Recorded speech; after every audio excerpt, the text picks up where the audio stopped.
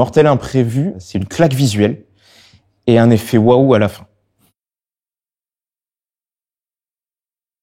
Mortel Imprévu, c'est l'histoire d'une femme qui aspire à une nouvelle vie, mais qui va être bousculée dans toutes ses convictions sur le plan physique et moral.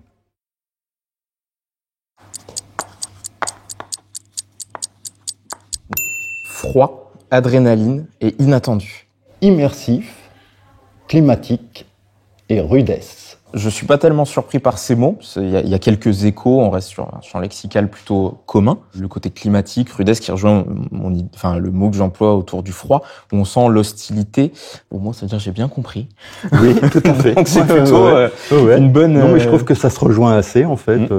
Inattendu, c'est pareil, c'est un peu les surprises qu'on crée.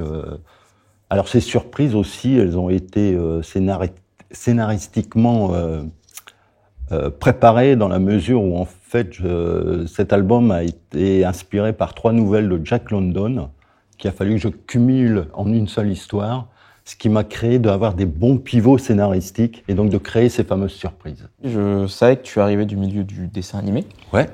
On n'est clairement pas sur du cartoon. Exactement. Il y a vraiment un dessin très riche, très vivant.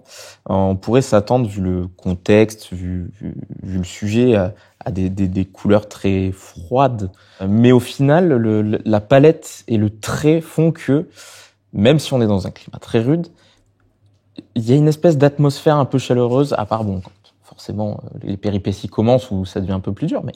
Mais je trouve qu'il y a cet équilibre autour du trait et de la couleur choisie qui fait qu'au final, ça coule de source avec le scénario.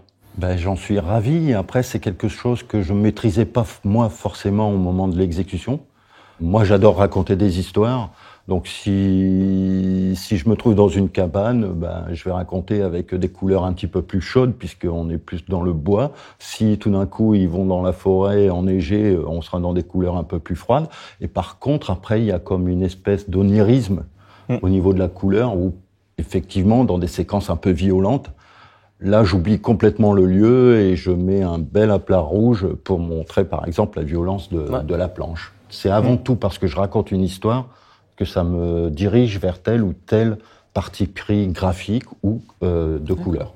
Donc, si vous avez aimé le film The Revenant avec Leonardo DiCaprio, foncez sur Mortel Imprévu. On est sur la même énergie, le même, si je puis dire, fil conducteur, mais avec une claque graphique sans dénaturer Leonardo, beaucoup plus percutante.